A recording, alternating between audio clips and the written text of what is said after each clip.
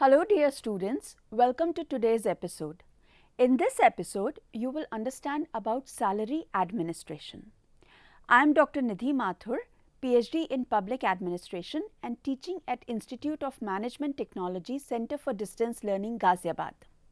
So let us begin our discussion on salary administration. Let us first start with understanding what is salary. Salary refers to fixed compensation paid to employees for services rendered by them regularly. It includes various benefits such as health and life insurance or savings plan. It is a regular and fixed payment made by an employer to the employee, mostly on a monthly basis, for the professional or clerical services provided by him or her. Now we will understand the meaning of salary administration.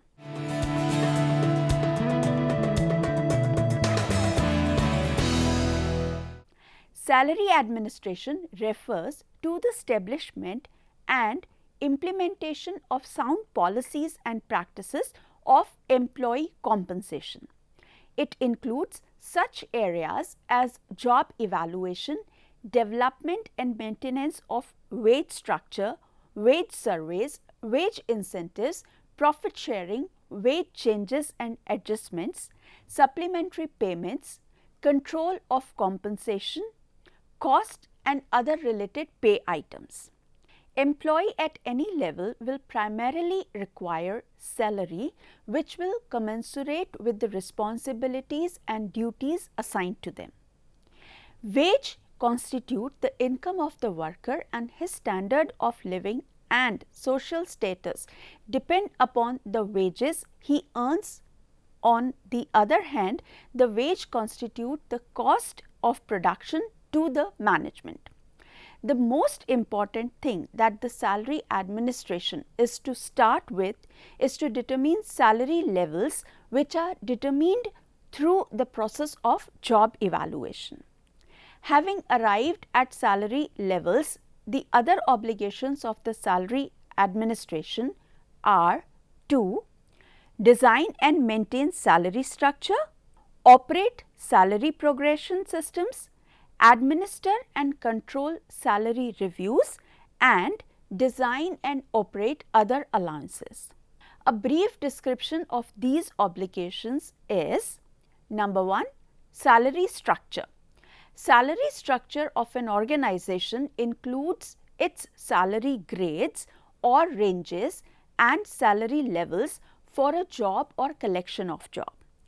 Job evaluation is used to appropriately grade different jobs on the basis of their relative worth in an organization and thus portrays a significant role in designing a salary structure.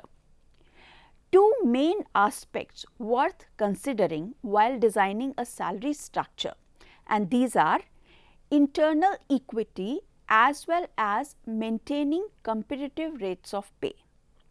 A salary structure can be either of the following or even a combination of both. Graded salary structure. It has a sequence of salary grades, each having a defined minimum or maximum. There are two options, namely to cover all the jobs of the organization by the same structure of salary ranges, or to design different structures for different levels or categories of job.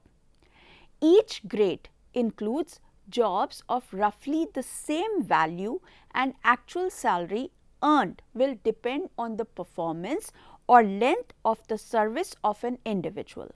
An employee who wishes to take an advancement through the structure will have two options, either by improving performance or by promotion.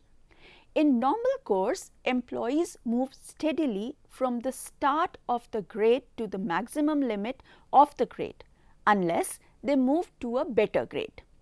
This progression further can be classified into the different zones, namely learning zone. In a learning zone, an individual becomes fully conversant and competent for the job by utilizing his or her own time depending on his or her competence, ability and experience to familiarize himself or herself with skills, knowledge, attitude and so on needed to perform the job. Number 2, qualified zone. Having cleared through the learning zone, an individual now makes effort to enhance his or her capacity so as to increase his or her performance and efficiency. In this zone, in which the starting salary should meet the market rates for the job, the midpoint of the grade should be such as is likely to be achievable by all competent employees. Thus, the midpoint in the grade should be higher than the market rate so that employees do not leave the organization and would continue with it. Number 3, premium zone. There are some employees in every organization for whom appropriate promotion opportunities do not exist, despite their creditable and remarkable performance. Such outstanding employees are encouraged in this zone by rewarding them appropriately. Then we come to salary progression curves. These curves are usually meant for professional, scientific or other highly qualified personnel, wherein the increase in their salary is linked to a considerable long time, resulting in their increased maturity, expertise and experience. Basis their real performance and potential to perform, it is also possible to have more than one rate of progression to reward employees. Then we will talk about salary progression systems. These refer to the increases in salary in relation to merit or performance. In it, salary ranges are divided into defined zones through which an employee passes while he or she progresses. There are incremental systems which differ in their rigidity and flexibility.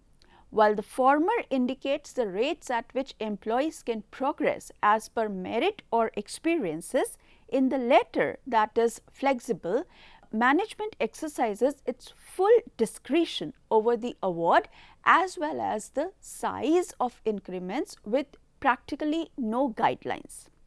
In between the rigid and flexible systems, there are middle range semi-flexible systems.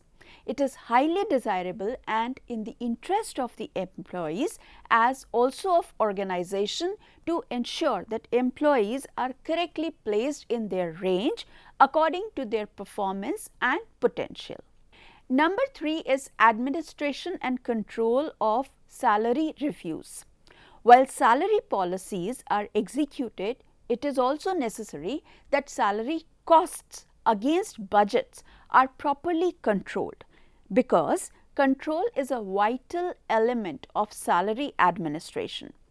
In salary budgets, it has to be estimated that how many people will be working at different levels of activities during the budgeted period and how much financial resources will be made available. Another important thing in salary administration is salary reviews, which can be either individual salary review or one annual review for all the staff to decide on the merit increments. Then finally comes the fixing of salaries on appointment or promotion. While control on starting salary is an important issue, salary fixation on promotion also demands adequate attention. The increase in salary on promotion should be adequate and it should leave enough scope to reward good performance in the new job. Then we come to designing and operating other allowances. There are various forms of additional cash payments employers give to their employees over and above the basic salary in order to seek their commitment and active participation in the success of the enterprise besides motivating them. This may be to compensate them for additional burden assigned to them or the like in the interest of the organization. The reward may be in the form of bonus, medical facilities, holidays, sick pay, pension and so on. Now, let us talk about the steps in determining salary ranges in an organization.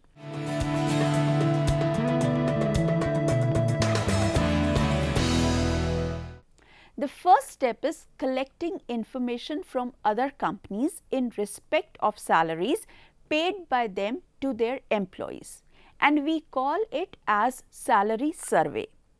Number 2, evaluation of each job, ascertaining worth of each job of the organization.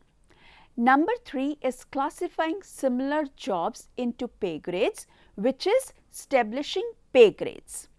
Number 4 is developing salary curve for assigning pay rates to each pay grade.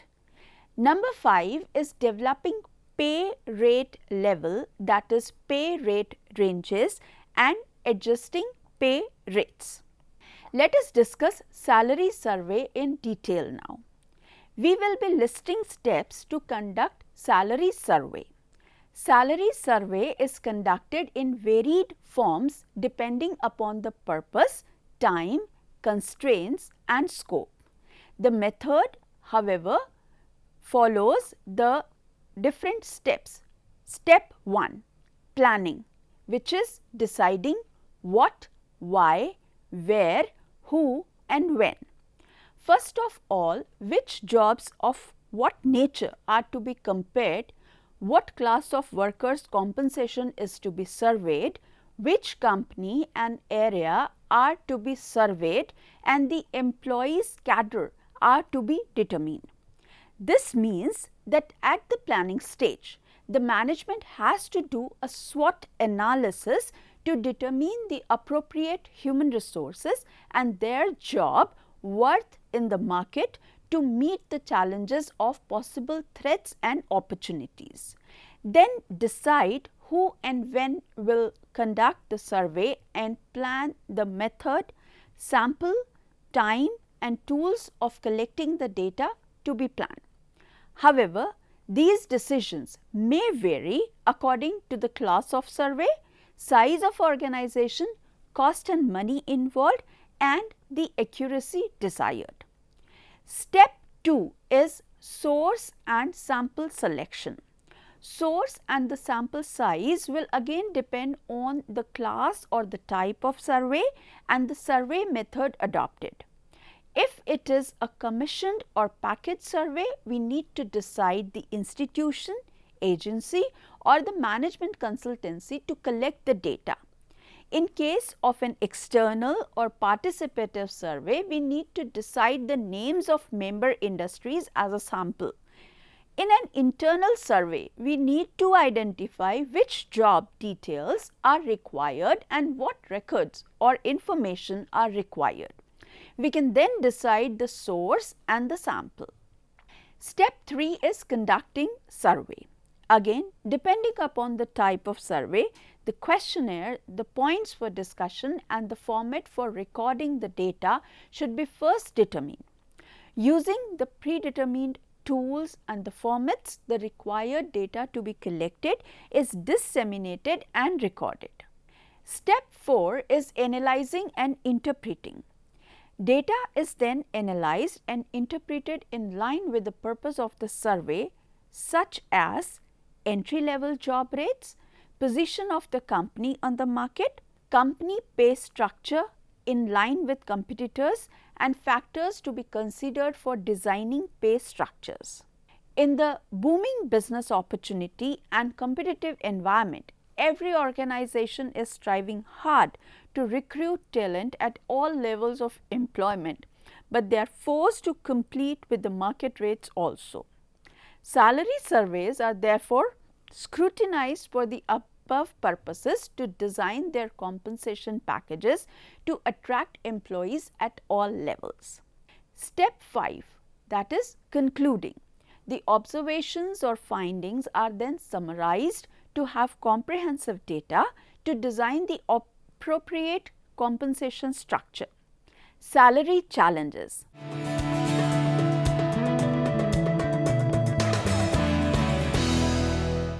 Now we shall discuss salary challenges that companies witness and offer suggestions for meeting these challenges. Number 1, hiring and retaining high quality employees who will work together as part of a team and become valuable contributors to the company. Number 2, minimizing employee turnover and absenteeism. Number 3, determining whether employees should be paid salary or hourly and which employees should receive which kind of compensation. Number 4, structuring the right kind of employee benefits package that will attract top talent but not cost too much. Number 5, ensuring compliance with all federal and state compensation laws and regulations. Failure to deal with these challenges can result in a number of problems for businesses, including number 1, costly employee turnover. The cost of replacing one employee has been estimated to be as high as 150% of his or her annual salary.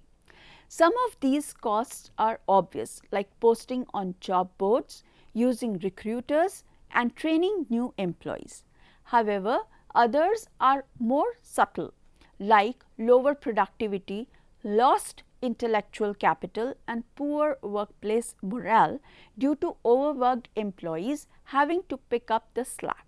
Number 2, lost business due to customer dissatisfaction. Often a customer's first impression of a business is formed by their interaction with an employee. If the customer has a bad experience with a poor employee, he or she may never visit the business again, resulting in an untold loss of sales and revenue for the company. Number 3, an imbalance between payroll costs and sales volume. Ideally, a company's total payroll expenses and its total sales volume will be in balance. But when wages and salaries increases without a commensurating increase in sales, this can create an imbalance that creates financial problems for the business. Number 4, poorly designed employee incentive programs. These programs should be carefully designed to enhance employee behavior that will result in increased morale and stability, leading to higher sales and revenue and lower costs. If not closely monitored, though, employee incentive programs can become just another payroll expense without any positive impact on the bottom line. Updating salary administration programs.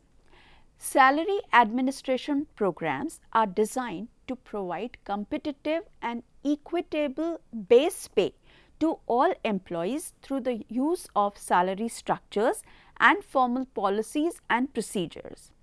An effective salary administration program allows a company to meet the basic objectives of compensation: focus, attract, retain and motivate. In addition, the program should be flexible to allow for changing conditions and fluctuations within the company and marketplace. Often salary administration programs are tied to a pay for performance philosophy, whereby annual increases are differentiated based on the evaluated performance of an employee and may be further influenced by the employee's placement within his or her salary range. Salary structures are an important component of the salary administration program, which allow for a company to ensure that a position is properly compensated both from an external competitiveness and internal equity perspective. Over the past few years, merit increases have been low or non-existent due to poor economic conditions. In addition, many companies had hiring freezes. As a result, companies did not review or update salary structures. Today, companies are ready to provide merit increases again, as well as increase their staff. As conditions slowly improve, companies are seeking to ensure the effectiveness of their salary structure as well as the overall program. Therefore, it is important to conduct periodic audits to address the following. Number 1, determine if the company's strategic goals, objectives and compensation strategy are still aligned with the program. Number 2, as the job market improves, it is important to understand the current marketplace in order to examine whether the program is still meeting the basic objectives of compensation. Number 3, many companies either downsized or completed a restructuring as a result of recession. A review of the salary structure will determine if the number of grades or grade assignments are appropriate today. In addition, if multiple structures are in place, it is important to consider if the number and groupings are still suitable. Number 4, as the supply and demand for positions change and new hot jobs arise, the market value for positions need to be re-evaluated to ensure that they are graded appropriately within the salary structures. Number 5, outdated salary structures can cause compression as new hires are demanding higher starting salaries. Number 6, pay for performance fell by the wayside during the recession. However, merit increase projections are slowly increasing, thereby enabling companies to differentiate increases again. The salary structure should be evaluated to ensure there is a room for growth with larger increases provided based on performance.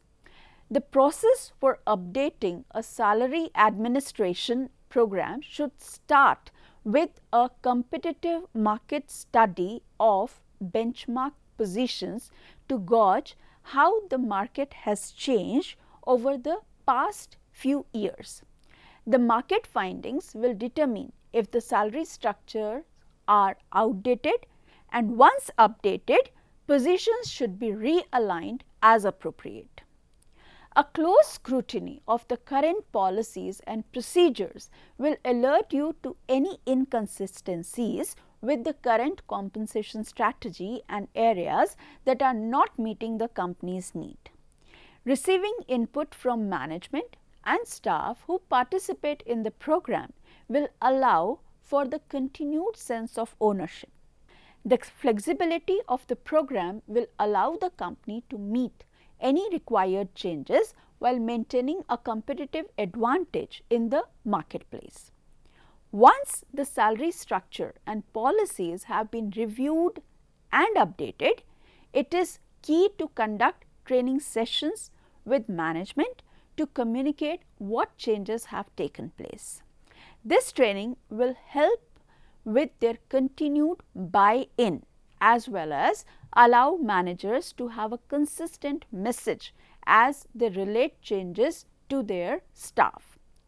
While the initial design process is well intended, salary administration programs can fail for many reasons, namely the lack of top management commitment, clarity and ease of administration, thorough planning, tie-in with compensation strategy, training and communication, follow-up and review. By following these guidelines to keep your program current, you can avoid these pitfalls. Companies should consider the assessment of their salary administration programs along with all their compensation plans as a vital and ongoing part of the program's success.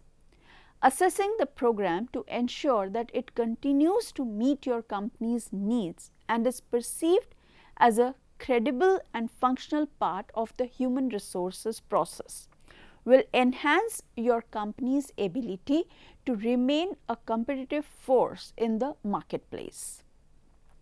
So, in this episode, we have learned about salary administration, and to start with salary administration, we first determine salary levels which are determined through the process of job evaluation.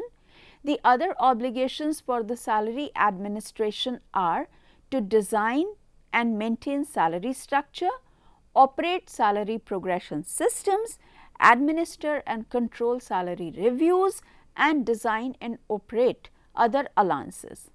Later on, steps in determining salary ranges in an organization were mentioned.